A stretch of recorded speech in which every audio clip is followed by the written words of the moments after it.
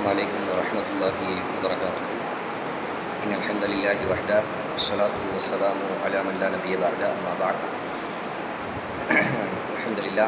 அகீதத்து தௌஹீத் என்று சொல்லப்படக்கூடிய ஷேஷாலி அல் ஃபௌசான் அவர்களுடைய கொள்கை சம்பந்தமான அந்த புத்தகத்தை நம்ம வரிசையாக படிச்சுட்டு வரோம். கடைசியாக பார்த்த விஷயங்கள் என்ன அப்படின்னா தௌஹீதுல் உலூஹியா, அது சம்பந்தமான ஒரு சில விஷயங்களையும் கடைசியாக அது முடிக்கிற நேரத்தில் ஷஹாதத்தைன், இரண்டு ஷஹாதா சம்பந்தமான ஒரு சில விஷயங்களை ஆரம்பமாக நம்ம பார்த்துருந்தோம். அடுத்ததாக அதில் ரெண்டு ஷஹாதாவில் பார்க்கும்போது நான் சொல்லியிருந்தேன், லா இலாஹா இல்லல்லாஹ் அப்படிங்கிற விஷயத்தில் ரெண்டு விஷயங்கள் அதுக்குள்ளே இருக்குது. ஒன்று மறுக்கிறது, ரெண்டாவது உறுதிப்படுத்துறது. ரெண்டும் அந்த லா இலாஹா இல்லல்லாஹ் அப்படிங்கிற வார்த்தைக்குள்ளே இருக்குது. மறுக்குதுன்னா என்ன? வணக்கத்திற்குரிய இறைவன் யாருமே கிடையாது, இறைவன் என்று சொல்வதற்கு யாருமே கிடையாது என்று முதல்ல மறுத்துட்டு, இரண்டாவது அல்லாஹ் தஆலா மட்டும்தான் அந்த ஒரே ஒரு வணக்கத்திற்குரிய தகுதியான இறைவன் என்று உறுதிப்படுத்துறது. இந்த ரெண்டும் லா இலாஹா இல்லல்லாஹ் என்கின்ற வார்த்தைக்குள்ளே இருக்குது அப்படிங்கிறத பார்க்கணும். சரியா? அல்லாஹ் தஆலா சொல்கிறான் உறுதிப்படுத்துறது சம்பந்தமாக, ஃபமை யக்ஃபுர் பித்தாகூத், ஃபமை யக்ஃபுர் பித்தாகூத், இந்த தாகூத்துகளை யாரெல்லாம் நிராகரிக்கிறார்களோ, இந்த இடத்துல அல்லாஹு தஆலா குஃபுர் என்கின்ற வார்த்தையை அல்லாஹு தஆலா முஸ்லீம்களுக்கு பயன்படுத்துகிறான். இங்கே ஒரு விஷயம் தெரிஞ்சுக்கணும், காஃபிர் அப்படிங்கிறது ஒரு கெட்ட மோசமான வார்த்தை இல்லை. காஃபிர்னு சொல்கிறோம்ல, முஸ்லீம் அல்லாத மக்களை நம்ம பயன்படுத்தக்கூடிய வார்த்தை என்ன அப்படின்னா காஃபிர் அப்படின்னு சொல்லுவோம். நம்ம உள்ளத்திலேயே இந்த காஃபிர் அப்படிங்கிற வார்த்தையில் அது ஒரு மோசமான வார்த்தையோ அப்படிங்கிற மாதிரி பதிஞ்சிருச்சு. ஆக்சுவலி காஃபிர் அப்படிங்கிற வார்த்தை ஒரு மோசமான ஒரு வார்த்தை அல்ல. அல்லாஹு தஆலா குர்ஆனில் இந்த இடத்துல முஸ்லீம்களுக்கு தான் காஃபிர்னு அல்லாஹு தஆலா பயன்படுத்துகிறான். காஃபிர் என்கின்ற வார்த்தை அல்லாஹு தஆலா முஸ்லீம்களுக்கு தான் அல்லாஹு தஆலா பயன்படுத்துகிறான். இப்போ இந்த வார்த்தையை புரிஞ்சுக்கணும். என்ன காஃபிர் அப்படின்னா என்ன அர்த்தம்னா, எந்த விஷயத்துக்காக நம்ம அவங்கள காஃபிர்னு சொல்கிறோமோ அந்த விஷயத்தை அவங்க ஏற்றுக்கிறாம நிராகரிக்கிறாங்க அப்படின்னு அர்த்தம். பொதுவாக யாரையாவது பார்த்து நம்ம காஃபிர் சொன்னோம் அப்படின்னா அது நேரடியாக என்னத்தை குறிக்கும் அப்படின்னா, அவர் அல்லாஹ்வை ஏற்றுக்கொள்ளாமல் வாழக்கூடிய ஒரு மனிதர் அப்படின்னு அர்த்தம். எதையும் பின்னாடி தெளிவுபடுத்தாமல் வெறுமனே காஃபிர் அப்படின்னு மட்டும் ஒரு ஆளை நம்ம அடையாளப்படுத்தணும் அப்படின்னா அது நேரடியாக எதை குறிக்கும்? அவர் அல்லாஹ்வை ஏற்றுக்கொள்ளாமல் அல்லாஹ்வை நிராகரித்து வாழக்கூடிய ஒரு மனிதர் அப்படின்னு அர்த்தம். அவ்வளோதான். சரியா? இந்த இடத்துல அல்லாஹு தஆலா முஸ்லீம்களுக்கு காஃபிர் என்ற வார்த்தையை பயன்படுத்துகிறான். எப்படின்னா, ஃபமை யக்ஃபுர் பித்தாகூத், அல்லாஹு தஆலா அல்லாத மற்ற வணங்கப்படுகின்ற தெய்வங்கள் அனைத்தையும் யார் ஒருவர் நிராகரிக்கிறாரோ அவர் தான் அல்லாஹு தஆலா முக்மீன் அப்படிங்கிறான். ஒரு முக்மீனுக்கு அல்லாஹு தஆலா இங்கே பயன்படுத்தக்கூடிய வார்த்தை என்ன அப்படின்னா காஃபிர். எந்த விஷயத்தில்? அல்லாஹு தஆலா அல்லாத மற்ற தெய்வங்கள் அனைத்தையும் அவர் நிராகரிக்கணும். அந்த இடத்துல அல்லாஹு தஆலா முஸ்லீம்களுக்கு காஃபிர் அப்படிங்கிற வார்த்தையை பயன்படுத்துகிறான். சரியா? இப்போ இந்த ஒரு விஷயத்தை நம்ம புரிஞ்சுக்கணும். காஃபிருங்கிறது ஒரு மோசமான வார்த்தை அல்ல. அல்லாஹு தஆலா தன்னை மறுக்கக்கூடிய அந்த மக்களுக்கு அந்த மறுத்தல் அப்படிங்கிற பண்புக்கு அவர்களுக்கு அல்லாஹு தஆலா கொடுக்கக்கூடிய பெயர் தான் என்ன? காஃபிர். சரியா? அதை தெரிஞ்சுக்கணும். அல்லாஹ் தஆலா சொல்கிறான், ஃபமை யக்ஃபுர் பித்தாகூத், அல்லாஹ் அல்லாமல் வழங்கப்படக்கூடிய மற்ற அனைத்தையும் யார் நிராகரித்து வயுக்மின் பில்லாஹ், அல்லாஹ்வை ஈமான் கொள்கிறாரோ, ஃபகத் இஸ்தம்ஸக பில் உர்வத்தில் உஸ்கா, அவர் ஒரு பலமான உறுதியான ஒரு கயிற்றை பற்றி பிடித்து கொண்டார் அப்படின்னு அல்லாஹ் தஆலா சொல்கிறான். இது எதுக்குன்னா அல்லாஹ்வை உறுதிப்படுத்துறதுக்கு. மிச்ச எல்லாத்தையும் நிராகரிச்சுட்டு அல்லாஹ்வை மட்டும் உறுதிப்படுத்த வேண்டும் என்றதுக்கு அல்லாஹ் தஆலா சொல்லக்கூடிய விஷயம். சரியா? ரெண்டாவது, இது லா இலாஹா இல்லல்லாஹ்ல இருக்கக்கூடிய இரண்டு விஷயங்கள், உறுதிப்படுத்துறதும் நிராகரிக்கிறதும். முஹம்மது ரசூலுஹு, முஹம்மதுல்லாஹ் அப்துஹு வ ரசூலுஹு, அல்லாஹ்வுடைய தூதர் அடியானும் தூதரும் ஆவார்கள் என்கின்ற விஷயத்தில் இந்த ரெண்டையும் நம்பிக்கை கொள்ளணும். என்னதா? அல்லாஹ்வுடைய தூதர் அல்லாஹ்வுடைய அடிமை என்றும் முதலாவதாக, ரெண்டாவது அல்லாஹ்வுடைய தூதர் என்றும் நம்பிக்கை கொள்ளணும். ஒன்றாவது அல்லாஹு தஆலா குர்ஆன்ல சொல்கிறான், குல், நபியை நீங்கள் அவங்கள்ட்ட சொல்லுங்கள், இன்னமா அன பஷரும் மிஸ்லுக்கும், நான் உங்களை போன்ற ஒரு மனிதர். அல்லாஹ்வுடைய தூதர் தன்னை பற்றி அடையாளப்படுத்தக்கூடிய வார்த்தை நபிதான் என்றாலும் அல்லாஹு தஆலா அவர்களை மிஅராஜ் என்ற பயணத்தில் 7 வானங்களை தாண்டி அல்லாஹ்வுடைய அர்ஷு வரை சென்று வந்தவர்கள் என்று இருந்தாலும் அவங்க யார் தான்? ஒரு நபி. ஜிப்ரீல் அலைஹிஸ்ஸலாம் அவர்களை சந்திக்கக்கூடியவர்களாக இருந்தாலும் அவங்க யார் தான்? ஒரு நபி.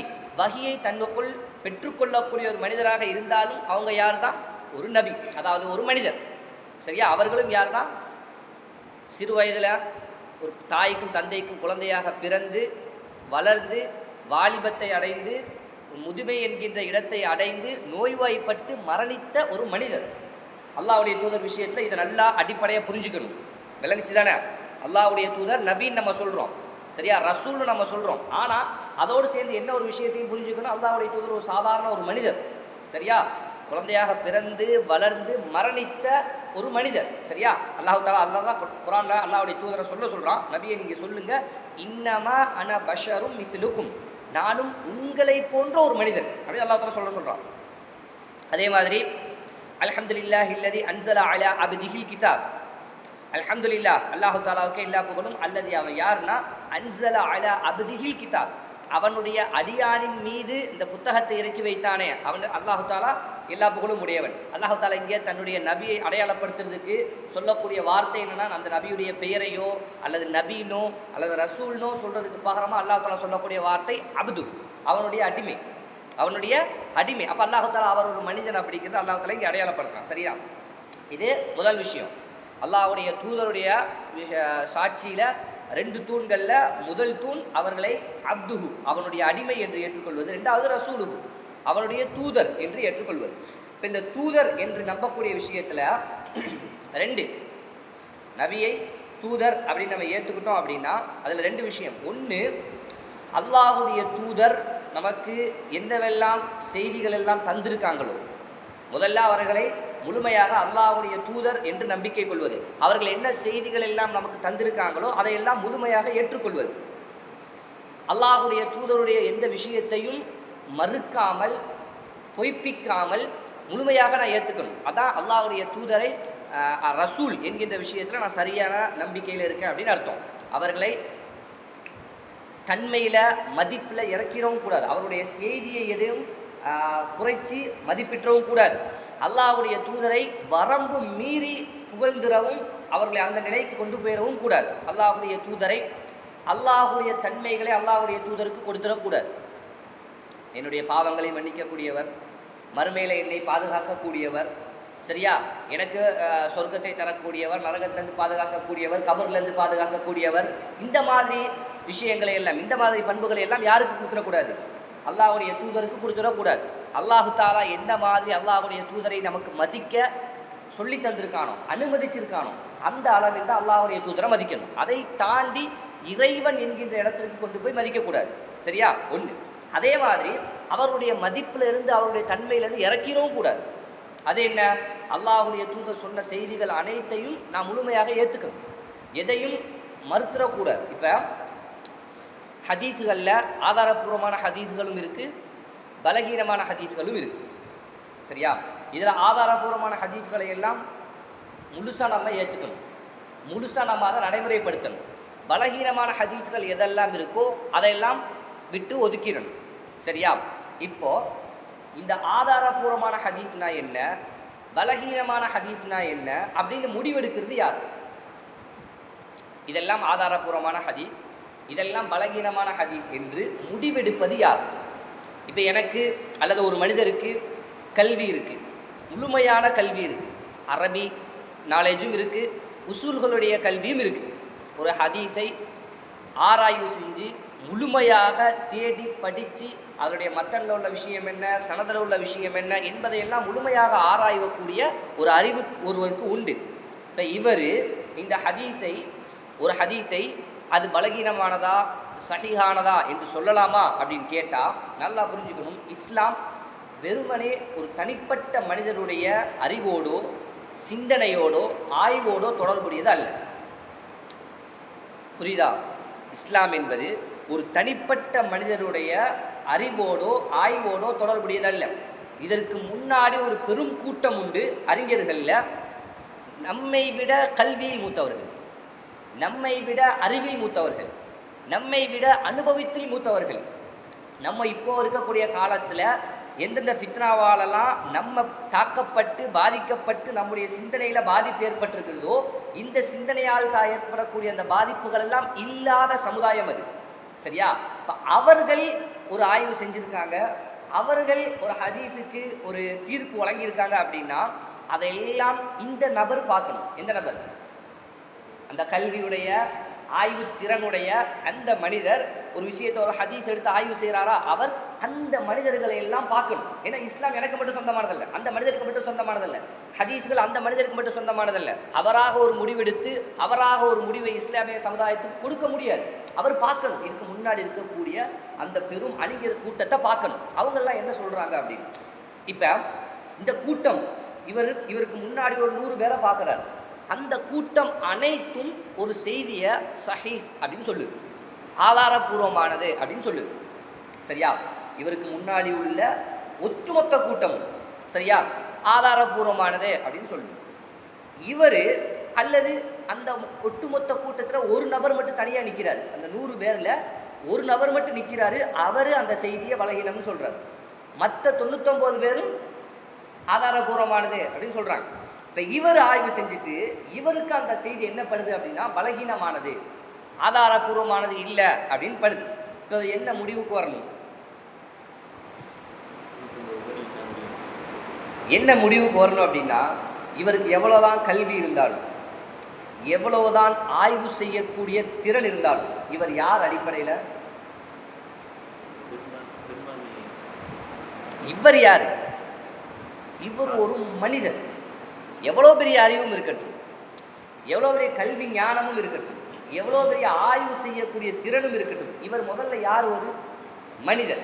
இவருக்கு இயற்கையிலேயே தவறுகள் பிழைகள் ஏற்படுவது என்பது அடிப்படை. ஹொலிக்கல் இன்சானும் வைஃபா, மனிதர்கள் பலகீனமான படைக்கப்பட்டுள்ளார்கள். அது யாராக இருந்தாலும் சரி, எல்லா மனிதர்கள் எல்லாத்தையும் இந்த பலகீனம் உண்டு.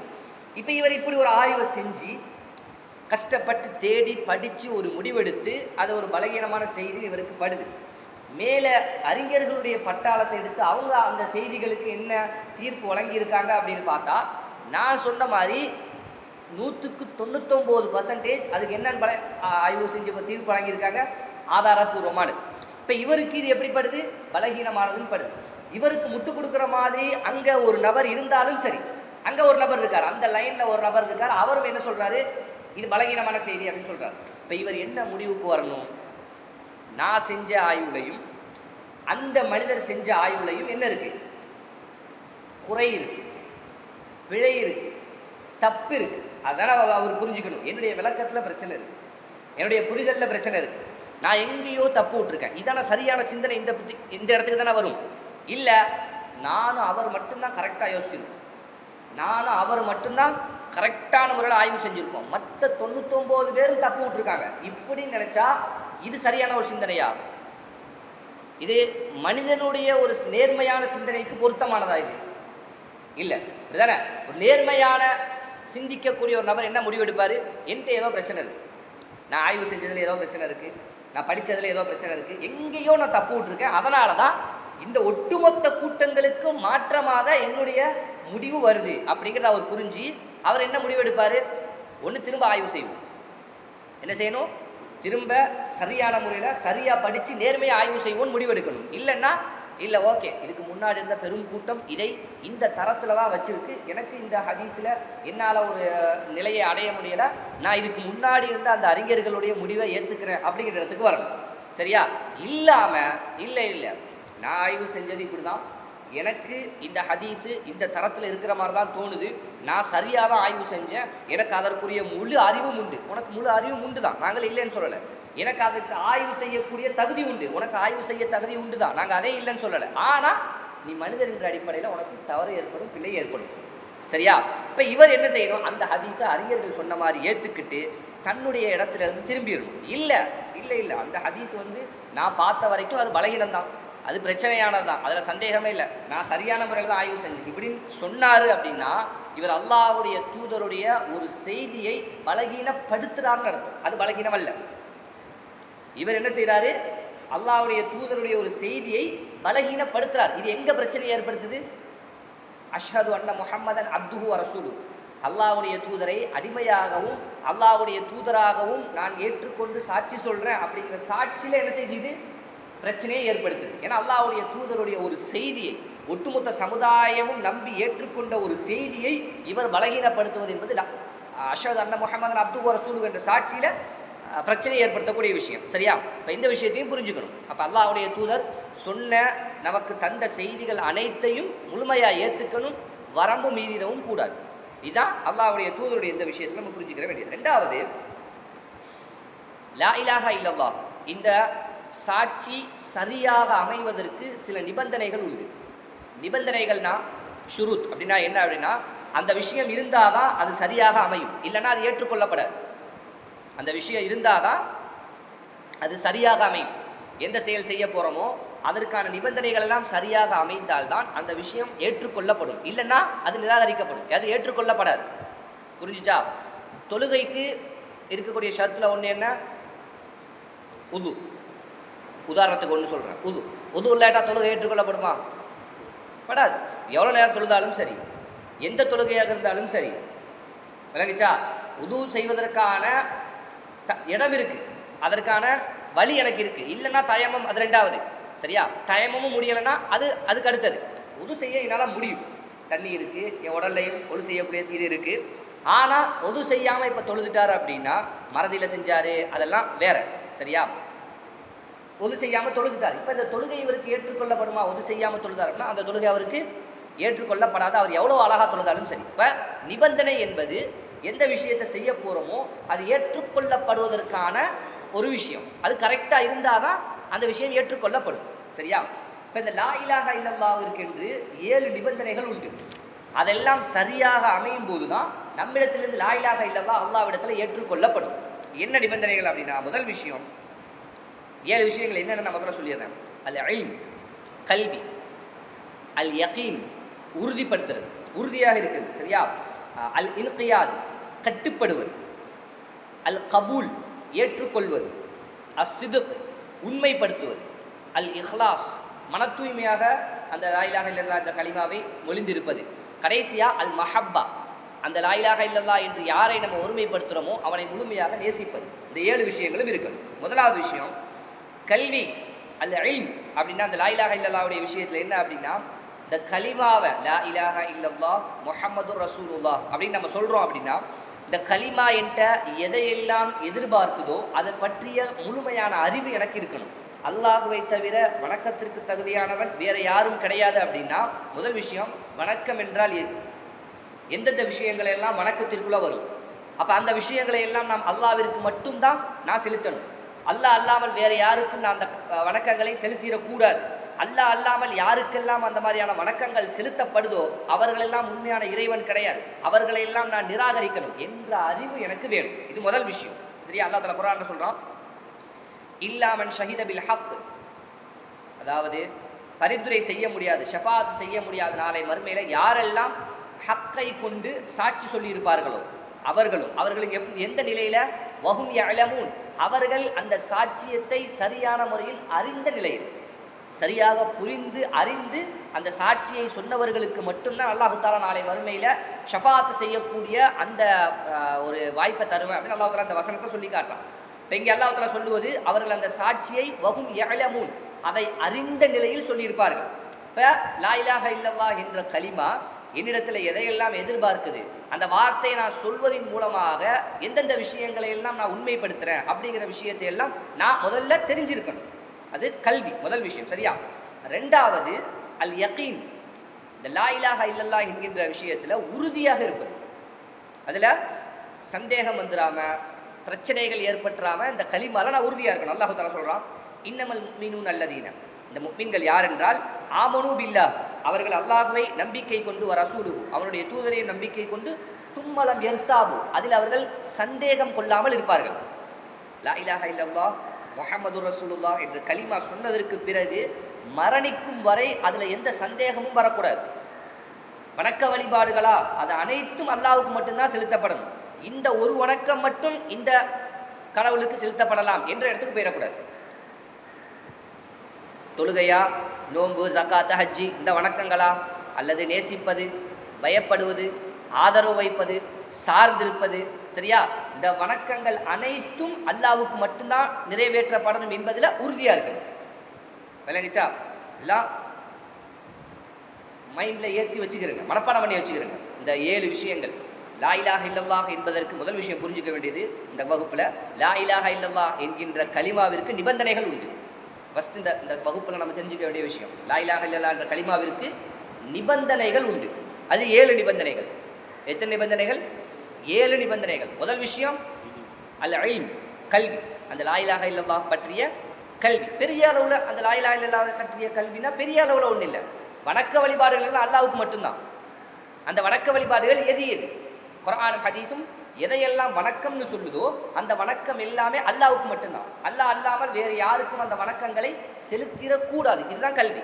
ரெண்டாவது அல் யகீன், உறுதியாக இருப்பது. இந்த லா இலாஹ இல்லல்லாஹ்ல உறுதியாக இருப்பது, சந்தேகம் வந்துடக்கூடாது. சரியா? அல்லாஹ் தஆலா குர்ஆன்ல சொல்றான், அதாவது இந்த சந்தேகம் வந்துச்சு அப்படின்னா அது நயவஞ்சகத்தில் ஒரு பகுதியாக மாறிடும். லா இலாஹ இல்லல்லாஹ்ல ஏதாவது விஷயத்தில் இந்த மாதிரி சந்தேகம் வந்தால் அது நயவஞ்சகத்தில் ஒரு பகுதியாக மாறி. அல்லாஹ்வுடைய தூதர் சொல்கிறாங்க, ஃபமன் லக்கீத், ஒரு சஹாபிட்ட, ஃபமன் லக்கீத்த மின் வராஇ ஹாதல் ஹாயித், இந்த சுவருக்கு ஒரு இடத்துல அல்லாஹ் சொல்கிறாங்க, இந்த உறுதி லா இலாஹ இல்லல்லாஹ்ல உறுதி வேணும் என்பதற்கு ஆதாரமாக இந்த சுவற்றிற்கு பின்னால் நீங்கள் எந்த மனிதர்களை எல்லாம் சந்திக்கிறீங்களோ ஒரு இடத்துல நிற்கும்போது அல்லாஹ்வுடைய தூதர் சொல்கிறாங்க, அவங்க அந்த மனிதர்கள் யஷ்ஹது அல்லா இலாஹா இல்லல்லாஹ் முஸ்தயகினன் பிஹா கல்பு, லா இலாஹ இல்லல்லாஹ் என்று அவர்கள் சொல்லி அதில் அவர்களுடைய உள்ளங்கள் உறுதியாக இருக்கக்கூடிய நிலையில். லா இலாஹ இல்லல்லாஹ் என்று சொல்வது வெறுமனை வார்த்தையால் தப்பிக்கிறதுக்காக பொய்யாக சொல்வதல்ல, அவர்களுடைய உள்ளங்கள் அதில் உறுதியாக இருக்கக்கூடிய நிலையில் அவர்கள் அந்த கலிமாவை சொல்வார்களே ஆனால் ஃபபஷ்ஷிர்ஹு பில் ஜன்னா, அவர்களுக்கு சொர்க்கம் குறித்து நற்செய்தி சொல்லுங்கள் அப்படி அல்லாஹ்வுடைய தூதர் சொல்கிறாங்க. சரியா? இப்போ ரெண்டாவது விஷயம் அதில் உறுதி வேணும். மூணாவது அல் கபூல், லா இலாஹ இல்லல்லாஹ் என்ற கலிமாவை மொழிந்து அது சொல்லக்கூடிய விஷயங்களை எல்லாம் முழுமையாக நான் ஏற்றுக்கொள்ள வேண்டும். உள்ளம் அதை முழுமையாக அங்கீகரித்து கொள்ள வேண்டும். லா இலாஹ இல்லல்லாஹ், வணக்கங்கள் அனைத்தும் அல்லாஹ்வுக்கு தான், வணக்கங்கள் அனைத்தும் அல்லாஹ்வுக்கு தான். ஏதோ ஒரு வணக்கத்தை மட்டும் வேறொரு பகுதியில் திருப்பிடக்கூடாது. அதுக்கு ஒரு உதாரணம் போட்டிருக்காங்க. அல்லாஹ் தஆலா குர்ஆன்ல சொல்கிறான், இன்னஹும் கானு இதா கீல லஹும், இந்த முஷ்ரிக்குகளை பற்றி அல்லாஹ் தஆலா சொல்கிறான், அவர்கள்ட்ட சொல்லப்பட்டால் லா இலாஹ இல்லல்லாஹ், அல்லாஹ்வை மட்டுமே வணங்கு, அவன் தான் வணக்கத்துக்கு தகுதியான இறைவன் என்று அவர்கள்ட்ட சொல்லப்பட்டா அவங்க என்ன சொல்கிறாங்க அப்படின்னா, யஸ்தக்பிரூன், பெருமை வருது அவங்களுக்கு. இந்த வார்த்தையை கேட்டவன அல்லாஹ் மட்டும் தான் நீங்கள் வணங்கணும்னு சொன்ன உடனே அவர்களுக்கு பெருமை வருது. வயகூலும், என்ன சொல்கிறாங்கன்னா, இன்னா ல தாரிகு ஆலிஹத்தினா லிஷாஇர் மஜ்னூன், ஒரு பைத்தியம் பிடிச்ச ஒரு கவிஞருக்காக அல்லாஹ்வுடைய தூதரை சொல்கிறாங்க, ஒரு பைத்தியம் கொண்ட ஒரு கவிஞருக்காக எங்களுடைய தெய்வங்களை நாங்கள் விட்டு கொடுக்கணுமா அப்படின்னு அவங்க கேட்குறாங்க. எங்களுடைய தெய்வங்களை ஏன்னா அவங்கள்ட்ட இருந்தது என்ன, அவங்க அல்லாஹ்வை வணங்கிட்டு தான் இருந்தாங்க, அல்லாஹ்வை அவங்க தெய்வம் இறைவன் அப்படின்னு ஏற்றுக்கிட்டு தான் இருந்தாங்க. எந்த இடத்துல அவங்க அல்லாஹ்வுக்கு மாறு செஞ்சாங்க, வணக்க வழிபாடுகள் விஷயத்தில் அல்லாஹ்வுக்கு நடுத்தரகர்களாக அந்த அவர்களுடைய தெய்வங்களை ஆக்கி கொள்வது, சரியா, சில அறுத்து பலியிடுவது போன்ற வணக்கங்களை அந்த தெய்வங்கள்கிட்ட செய்கிறது, இந்த மாதிரியான ஒரு சில பிரச்சனைகள் இருந்துச்சு. சரியா? இது லா இலாஹ இல்லல்லாஹ் இருக்கக்கூடிய ஒரு சில பிரச்சனைகள். இதனால தான் அல்லாஹ் தஆலா அவர்களை முஷ்ரிக்குன்னு சொல்கிறான், காஃபிர்னு சொல்கிறான். விளங்குச்சா? அவர்கள்ட்ட இந்த மாதிரி சொல்லப்பட்டா அவங்க இந்த மாதிரி வார்த்தையை சொல்கிறாங்க அப்படின்னு அல்லாஹ் தஆலா குர்ஆன்ல சொல்லி காட்டுறான். இதில் உதாரணம் தர்காக்கள், இவர்கள் முஸ்லிம்கள் லா இலாஹ இல்லல்லாஹ்வை ஏற்றுக்கொண்டாலும் இந்த தர்காவுடைய விஷயத்தை விட்டு நீங்கள் முழுமையாக விலகிருங்க, அவர்கள்ட்ட போய் எந்த விஷயத்தையும் நீங்கள் கேட்கக்கூடாது, அவர்கள் நீங்கள் சொல்லக்கூடிய விஷயங்களை செவிதாழ்த்துறதுக்கு அவங்க தகுதி இல்லாதவங்க, அவங்களால் நீங்கள் சொல்லக்கூடிய விஷயத்தை கேட்க முடியாது, உங்களுக்கு ஒரு நல்லதை அவங்களால கொண்டு வந்து சேர்க்க முடியாது, உங்களுக்கு ஒரு தீவையை விட்டு அவங்களால தடுக்க முடியாது என்று சொன்னால் அவங்களால அதை ஏற்றுக்கொள்ள தயாரில்லை. இப்போ இவங்கள்ட்ட எங்கே பிரச்சனை இருக்குது? லா இலாஹ இல்லல்லாஹ்ல பிரச்சனை இருக்குது. இவங்கள்ட்ட இந்த கபர் விஷயங்கள்லேருந்து நான் லா இலாஹ இல்லல்லாஹ்வுடைய எல்லாத்தையும் ஏற்றுக்கிறேன், எல்லா வணக்கமும் அல்லாஹ்வுக்கு நான் செய்கிறேன், அல்லாஹ்வை நான் தொழுகிறேன், அல்லாஹ்வுக்காக தான் நான் ஹஜ்ஜி செய்கிறேன், அல்லாஹ் தான் பிரார்த்தனை செய்கிறேன், எல்லாம் வரும். கபருக்கு போயிட்டு வர்றது, கபரில் இருக்கக்கூடிய மனிதர்கள் மூலமாக அல்லாஹ்விடத்தில் கேட்கறது, கபர்கள் இருக்கக்கூடிய மனிதமாக ஒரு சில விஷயங்கள் எனக்கு நடக்கும்னு எதிர்பார்க்கறது, இதெல்லாம் என்ன ஆயிடுச்சு, அவருடைய லா இலாஹ இல்லல்லாஹ்வை பிரச்சனைக்குள்ள ஆக்கிடுச்சு. சரியா? இப்போ இந்த விஷயமும் இருக்கக்கூடாது. முழுமையாக எல்லா விஷயத்தையும் அல்லாஹ் தஆலா சொல்லக்கூடிய விஷயங்களை முழுமையாக ஏற்றுக்கணும். விளங்குச்சா? ஹை. நாலாவது கட்டுப்படுதல், அல் இன்கியாத். நாலாவது என்னது? அல்லாஹ்விற்கு முழுமையாக லா இலாஹ இல்லல்லாஹ் என்று யாரை உண்மையான ஒரே இறைவன் நம்ம சொல்கிறோமோ அவனுக்கு முழுமையாக கட்டுப்படுவது. அல்லாஹ் தஆலா சொல்கிறான், ஒமை யுஸ்லிம் வஜ்ஹ இலல்லாஹ், யார் தன்னுடைய முகத்தை அல்லாஹ்விற்காக முழுமையாக கட்டுப்பட்டவராக வஹுவ முஹ்ஸினுன், அவர் அதன் மேலும் நல்ல அமல்களும் செய்கிறாரோ ஃபக்கத் இஸ்தம்ஸக பில் உர்வத்தில் உஸ்கா, அவர் ஒரு பலமான கயிற்றை பற்றி பிடித்து கொண்டார் அப்படின்னு அல்லாஹ் தஆலா சொல்கிறான். இப்போ அல்லாஹ்விற்கு முழுமையாக கட்டுப்பட்டு நல்ல அமல்கள், அவன் எதையெல்லாம் நமக்கு ஏவி இருக்கிறானோ, எதையெல்லாம் அல்லாஹ் தஆலா செய்ய சொல்லி இருக்கிறானோ அந்த விஷயங்களுக்கெல்லாம் அவனுக்கு முழுமையாக கட்டுப்பட வேண்டும். அடுத்ததாக இதை மட்டும் முடிச்சிடுவோம் இன்ஷா அல்லாஹ். அஸ்ஸிதுக், உண்மைப்படுத்துறது.